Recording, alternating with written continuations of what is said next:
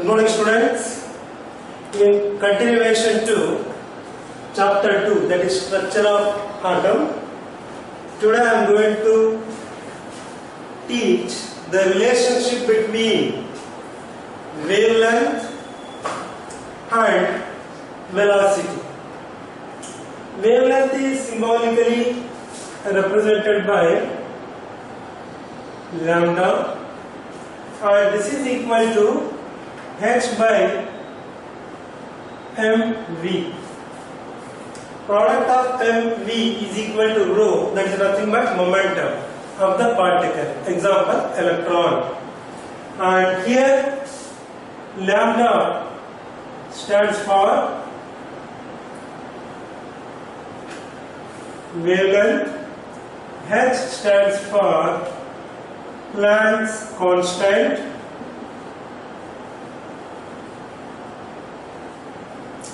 m stands for mass of electron, v stands for velocity of the particle, example electron. Here the relationship between lambda and velocity is important, and these two are the variables, that is wavelength of the particle, velocity of the particle. That particle can be electron, and h, m, these two are constants. H is nothing but Planck's constant, and its value is 6.6 into 10 raised to minus 34 joules second. And mass of electron, it is 9.1 into 10 raised to minus 31 kg. So these two are constant values. The variables are wavelength of the particle and velocity of the particle, like electron. So out of these two, if we know any one, for instance, wavelength of the electron is known to us, then velocity of the electron we can calculate, or velocity of the electron is known to us, then we can calculate wavelength of the particle, like electron. Let us see one example, that is sample numerical.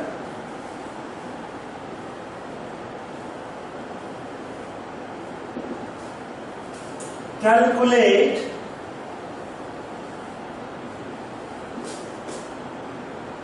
the wavelength of electron whose velocity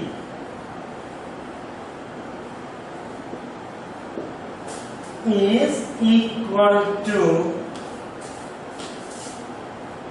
6.05 into 10 raised to 8 meter per second. Imagine this is the numerical. Just to understand de Broglie's expression, that is lambda is equal to h by mv. To understand this, or to understand the relationship between wavelength of electron and its velocity, to understand this concept or this expression, this is the simple numerical.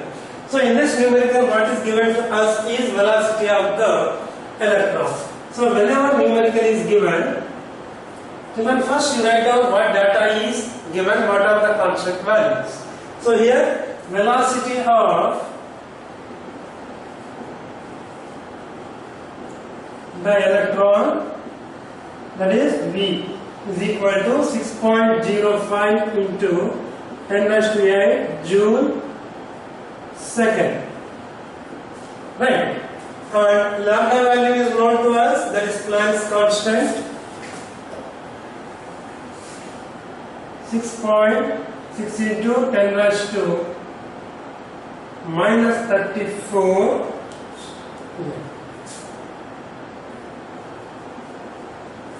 joule second.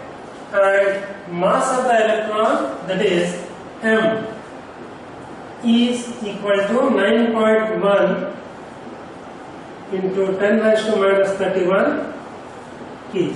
This is the data. Right, if it is 2 mass question, If you write the data, it will carry half mark. That part of the numerical will be given half mark. Next, here the expression or the formula required is, keeping these data in the mind, you can say lambda. That is equal to h by mv. There is nothing but de Broglie's expression which is required for us. This is equal to 6.6 into 10 raised to minus 34 divided by 9.1 into 10 raised to minus 31 into v. We do not know v, that is velocity of the electron, we do not know. So here velocity of the electron is given, that is 6.05 into 10 raised to 8, it is given. And lambda we do not know. So we need to calculate lambda. For the data, half mark. For the formula, half mark. For substituting the values, half mark, 1.5 over. Now remaining half mark is given to the answer which we are going to get with correct unit.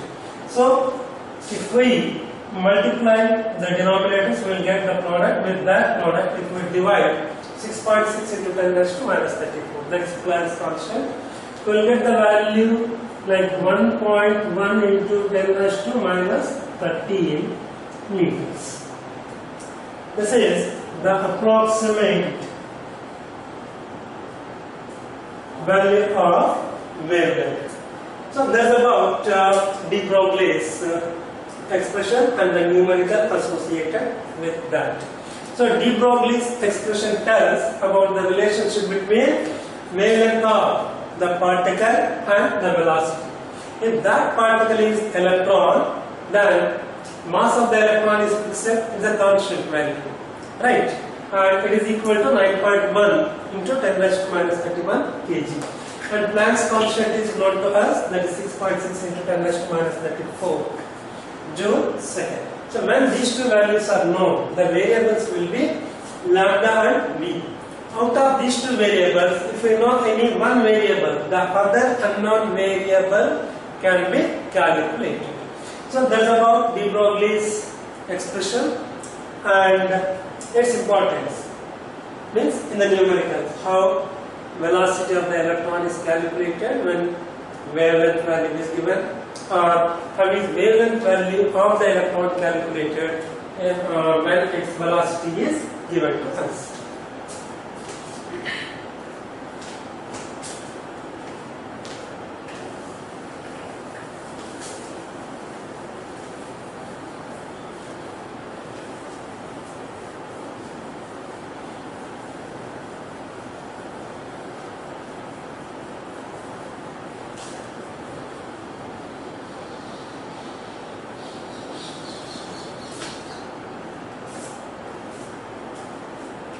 Now children, we will move to the concept of orbit.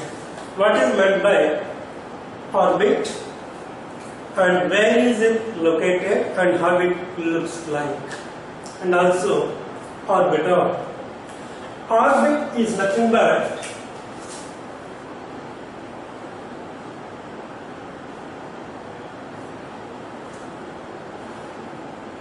is a circular path around the nucleus in the atom of the given element.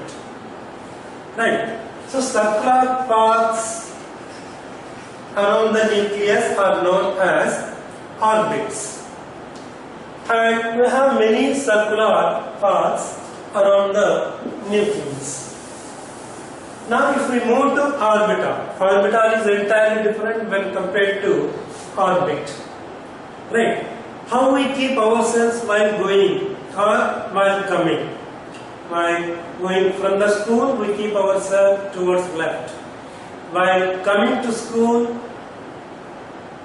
we keep ourselves left to avoid the accident, not to meet with the accident. Same way, electrons always spin around the nucleus in the circular paths. Right, that path is just like road, right?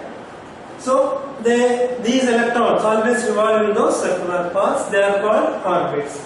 And if we move to the orbital, these orbitals are there in the orbits, and these orbitals are three-dimensional regions. So first one was orbit. This is the important concept. It is the circular path lying around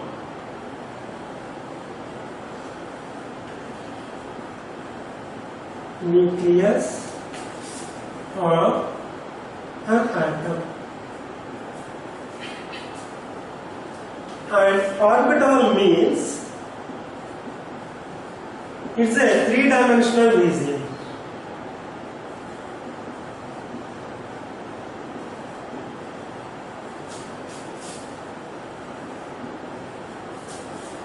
Where chances of finding electrons are enormous.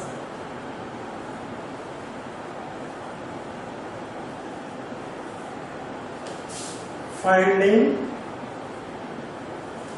electron are enormous. If the orbital is very small, then chances of finding electron are enormous. So orbit is nothing but a circular path in which the electron is spinning continuously. Number 2, orbital. Orbital is nothing but a three-dimensional region where chances of finding electron are enormous. Next, we have many orbitals, varieties of orbitals. As we go ahead, we will come to know the different types of orbits, so also orbitals. We have different types of orbitals, and the orbital which is small in size, right? In that case, that orbital will be close to the nucleus, and chances of finding electron in such orbital are enormous. That's about the concepts orbit and orbital. Now the question is, what are the different types of orbits and what are the different types of orbitals? What are the relationship between orbits and orbitals? To understand this, we should have the knowledge of quantum numbers. So next topic is quantum numbers. There are 4 quantum numbers, right? And those quantum numbers are principal quantum number, azimuthal quantum number, magnetic quantum number, and then the spin quantum number. By the time when we come to the third type of quantum number, that is magnetic quantum number, we will come to know exactly where the electron is located in the atom. By the time when we come to third quantum number, by the time when fourth quantum number is finished, we will come to know the type of spin possessed by the electron, whether that spin is clockwise in this way or anti-clockwise. The direction in which the hand of our wristwatch is spinning is called clockwise spin. It spins in clockwise direction. The direction in which the hand of our wristwatch spins is called clockwise. Opposite to that is anti-clockwise spin. So by the time when we come to spin quantum number, at the end of the spin quantum number, we will come to know the given orbital has how many electrons and what are the different directions in which the electrons are spinning. That we will come to know. Fine. Now let us see the spin quantum numbers, their designations, and also about each spin quantum number. These spin quantum numbers gives the idea of energy possessed by the electron. Next, how far that electron is lying from the nucleus.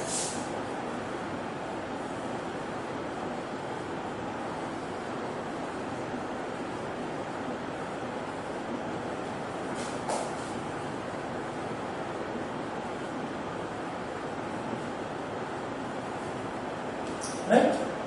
I said these things will come to know from these 4 quantum numbers. Now let us see what are those 4 quantum numbers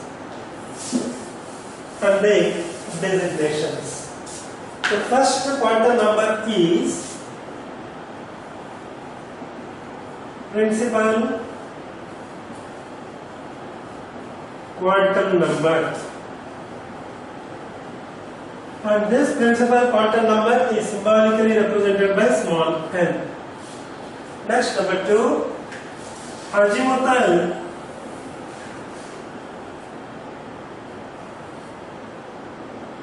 quantum number. Azimuthal quantum number. It is symbolically represented by the letter L. Next, number 3, magnetic quantum number. This is symbolically represented by M. And the last one is spin quantum number.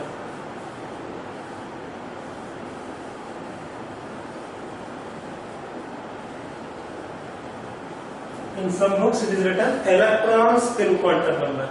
So it can be written anyway. It is symbolically represented by MS.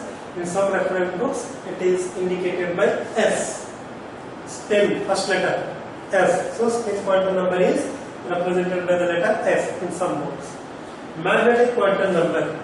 The first letter in magnetic quantum number is, in the term magnetic is M. So in some books it is symbolically represented by only M.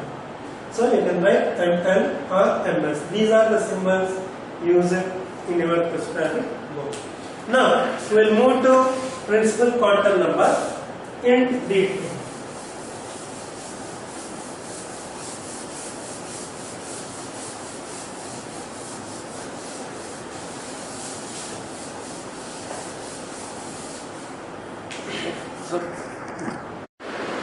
Yes, no.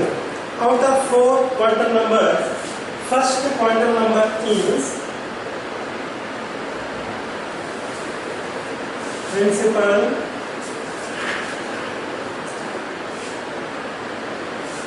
quantum number.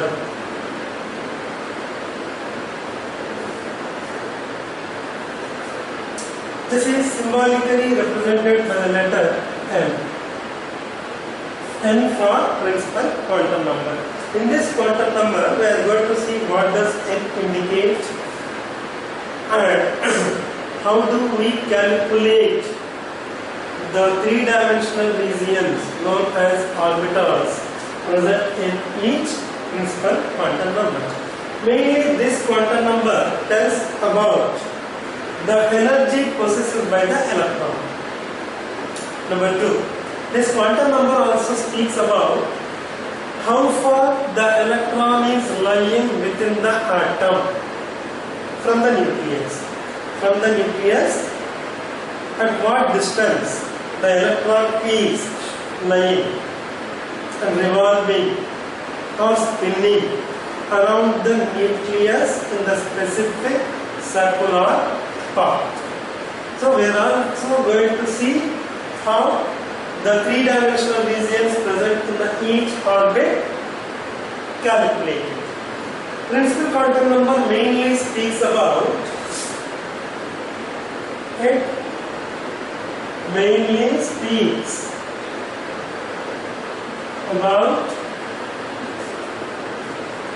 orbits or shells or energy levels.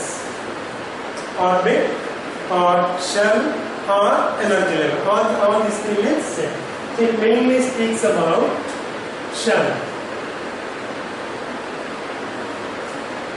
So, M stands for principal quantum number. Principal quantum number speaks about shells. So, each shell is designated by N, you can see.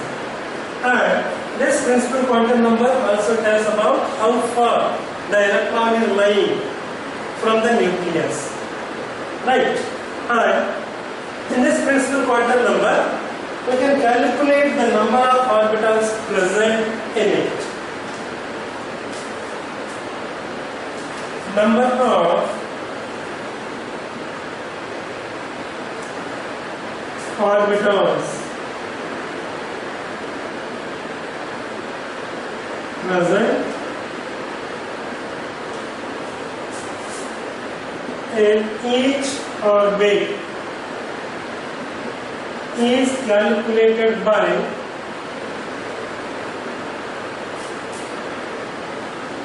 the formula that is n square. So if we know orbit value, we can calculate in that orbit how many three-dimensional regions known as orbitals present. That we can calculate. And here n has different values, and those values are also designated by the notations. Right? So notations of orbits.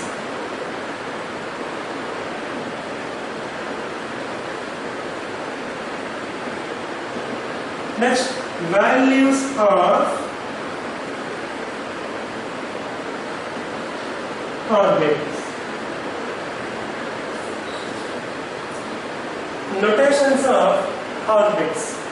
There are K, L, M, N, O, P, Q, R, etc. These are the different notations used for the orbits.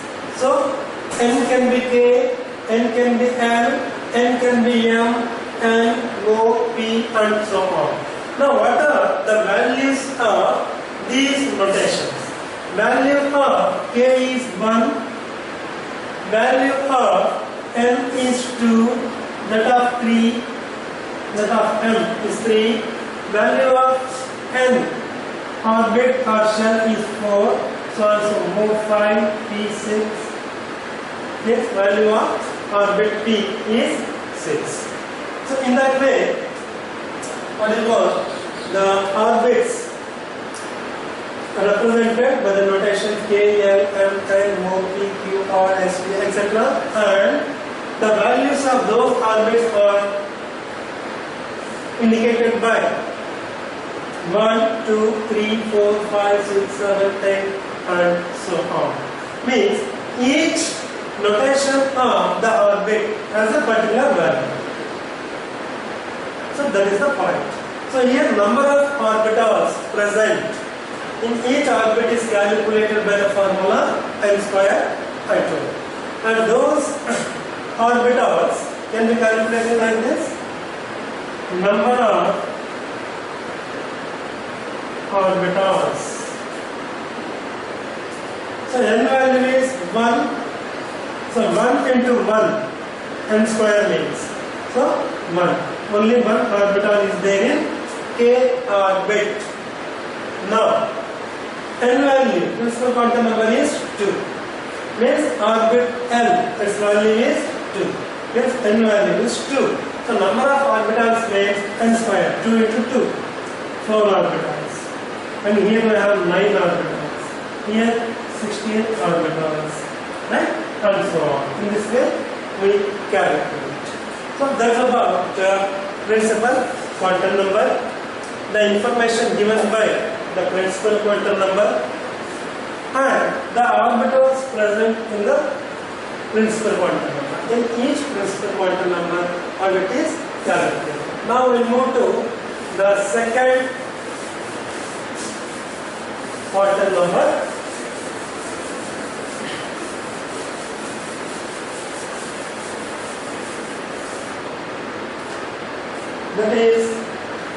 azimuthal quantum number.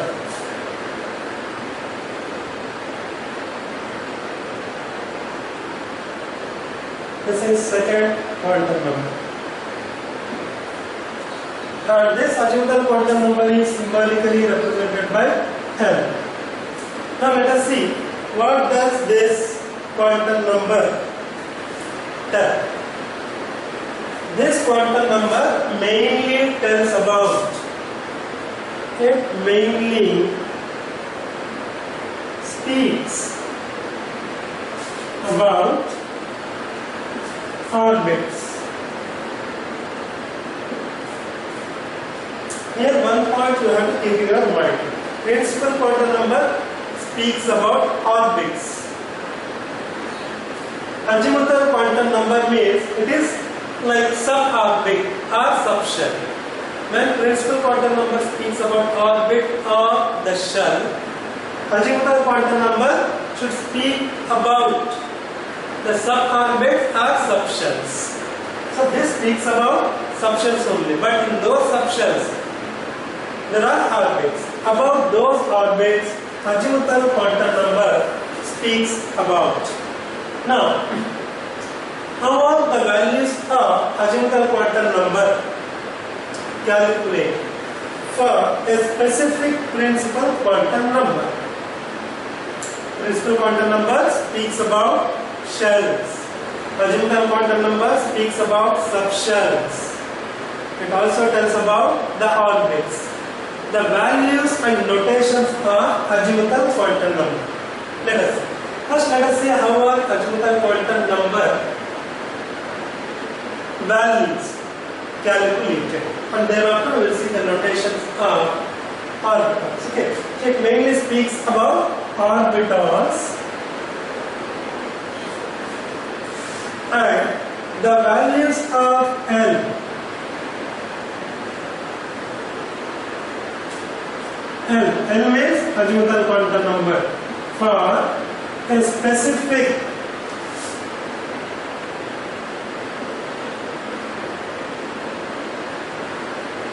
N means principal quantum number is calculated by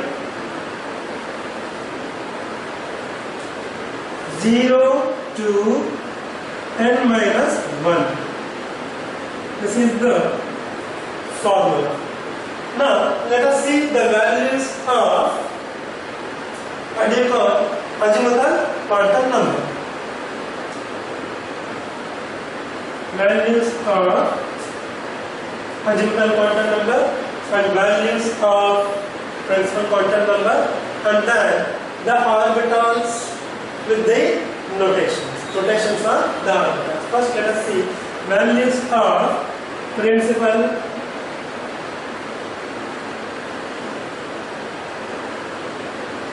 quantum number.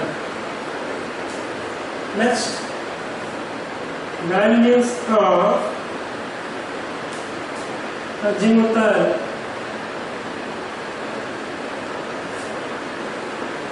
quantum number.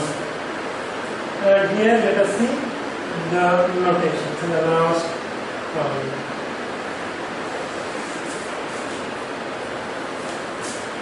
Now, principal quantum number 1.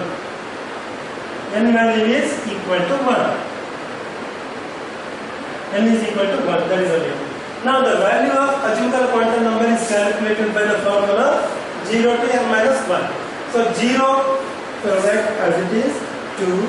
N value is 1. 1 minus 1, 0. So, 0 to 0 means it is 0. 0 to 0 is 0. And that 0, what you call subshell, is indicated by S notation. Next, n value is 2. Here we are substituting. Now, the azimuthal quantum number values 0 to 0, and then n minus, see, value is 2. N value is 2. 2 minus 1, 1. So 0 and 1, 2 values you will get. For 0 we write S, For 1 we write P. Now this S subshell is there in first shell. Therefore we can write 1 here. And here S subshell is there in second main shell. So we can write here 2. Next, this P subshell is lying in second main shell. So we can write here 2. Means second orbit of second shell has 2 subshells.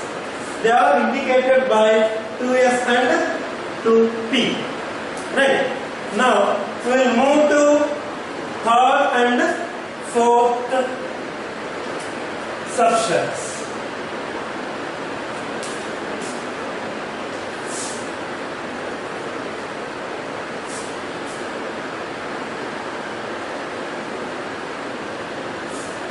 Imagine n value is equal to 3.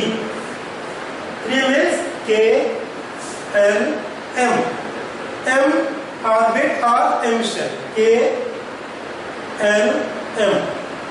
M shell is nothing but third shell. Now, what are the values of azimuthal quantum numbers? 3 is nothing but n, or n value is nothing but 3. So it will have 0. 3 minus 1, 2. 2 means what are the values? 1 and 2. So, for S we write the notation S, for 0. For 1 we write the notation P. For 2 we write the notation D. Here D, P and S are nothing but the notations of subshells. And in which main shell these subshells are present. S subshell is present in third main shell, so we write 3. Right. And P subshell is there in P subshell is there in third main shell, so we write just beside P 3. 3P. Next, D subshell is there in third main shell, so we write 3D. So in third main shell we have 3 subshells. There are 3S, 3P and 3D subshells. Now we will move to fourth principal quantum number, that is 4. Orbit or main shell number is 4. Our principal quantum number is 4. In that, let us see what are the subshells present in it. Now 4 value if we substitute here in place of n, we will get 0, 2 is there now, so first we will write 0. Next, n value is 4. 4 minus 1, 3. Means there should be 3 values. 1, 2, 3. 1, 2, 3. These are the 3 values. Right? And 0 itself is 1 value. Altogether there are 4 values or 4 subshell values. 0 is indicated by as a subshell. 1 is indicated by P. 2 means D. 3 means F. Now, S subshell is there in fourth main shell. So we will write just 4 in front of S. P subshell is there in fourth shell. So we write 4. So remaining D and F subshells are also there in the same orbit or same shell. So we write 4. Here 4. So that's about the notations of subshells which are there in the different main shells. If main shell number is 4, then there will be 4 subshells.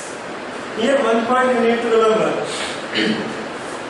The value of principal quantum number or the value of the shell is equal to the number of subshells present in it.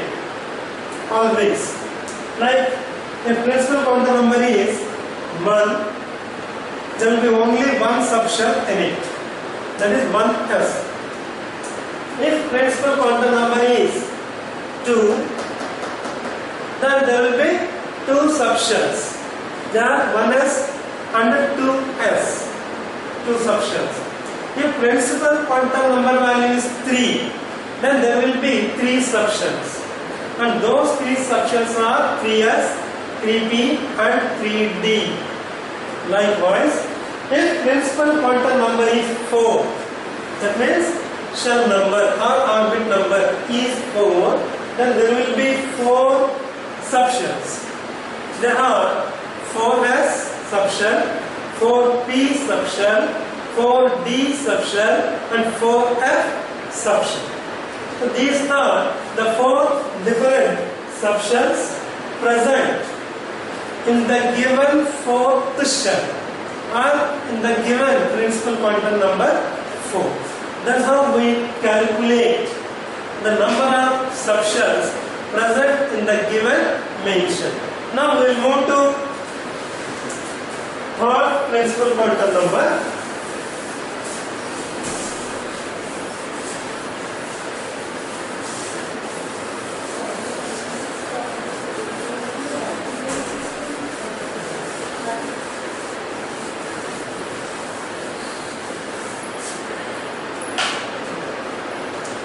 Third principal quantum number is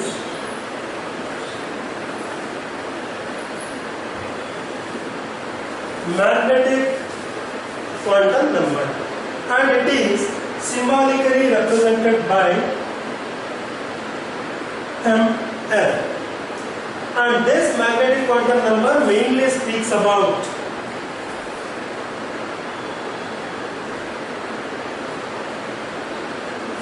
number of orbitals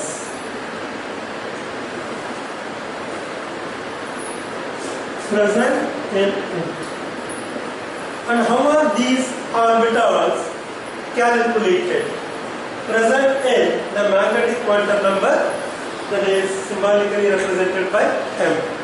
One thing you need to remember, always keep in your mind, that is the subshells present in the main shell are calculated with the help of the formula 0 to n minus 1. Like that, the number of orbitals present in the subshell or in the main shell, or in the main shell it is calculated by the formula n square. In the subshell it is calculated by the formula 2n plus 1. How is it calculated? Let us see in the formula table. First, it is calculated means number of orbitals present in the main shell are calculated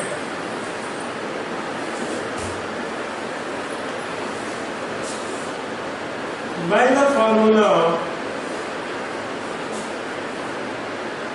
2l plus 1. This is the formula, where L stands for azimuthal quantum number. Right? L stands for azimuthal quantum number. If n value is equal to 1 or 2 or 3, how are orbitals calculated in that? Let us see. Number of orbitals present in it.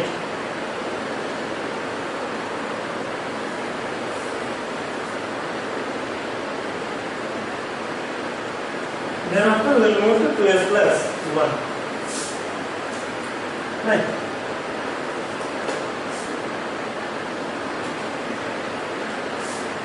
If n value is equal to 1, the number of orbitals present is n is equal to 1.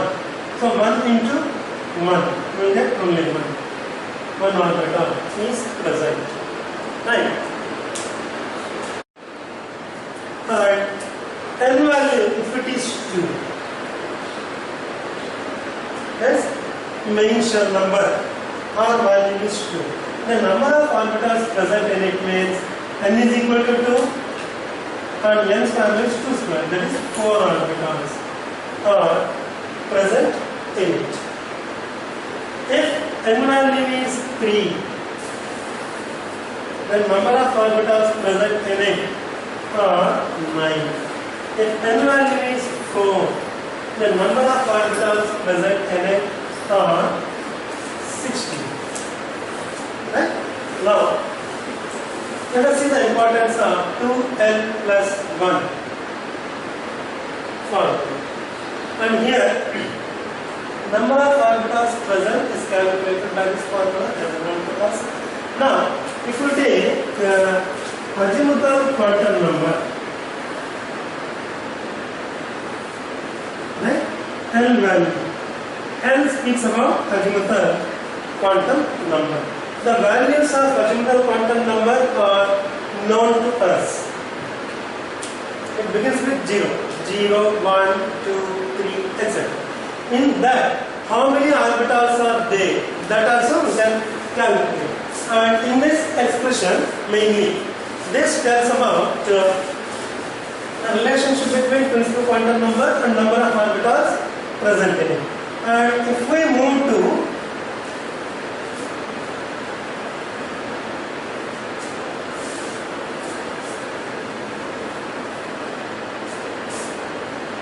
azimuthal quantum number L, right, and number of orbitals present in it.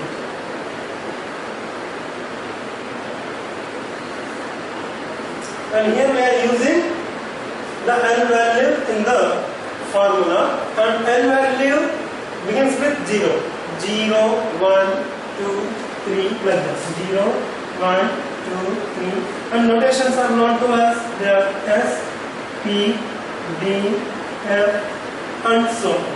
Right? Now, L value, if it is 0, and that 0 if we substitute here, 2 into 0, 0, 0 plus 1. So, in that way. So, L value, if it is 0, the number of orbitals after substituting here, you will get only one orbital. Right? And that is 1 orbital. Next, if L value is 1, right? 0 means S sub shell, L means P sub shell, and that value if we substitute here, 2 into 1, 2, 2 plus 1, 3. So there will be 3 orbitals. Right? If L value is 2, so SP, 2 means D, D sub shell. If L value is 2, 2 into 2, 4, 4 plus 1, 5. There will be 5 orbitals. And then, if L value is equal to 3, 3 means it is F sub orbit or sub shell. And it will have the 3 value if we substitute here, 3 into 2, 6 plus 1, 7. There will be 7 orbitals. Now, notations of orbitals, let us see.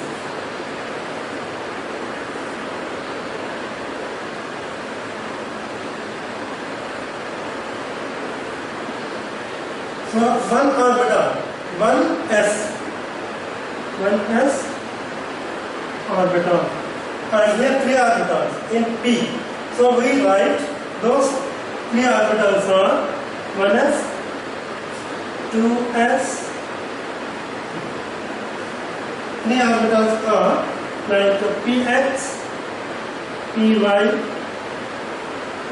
pz, and D has 5 orbitals, and there are 5 d orbitals like d xy, d xz, d yz, d x square, y square, d z square.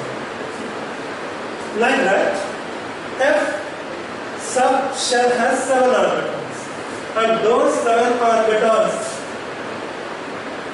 shapes are not yet discovered, but number of orbitals are 7.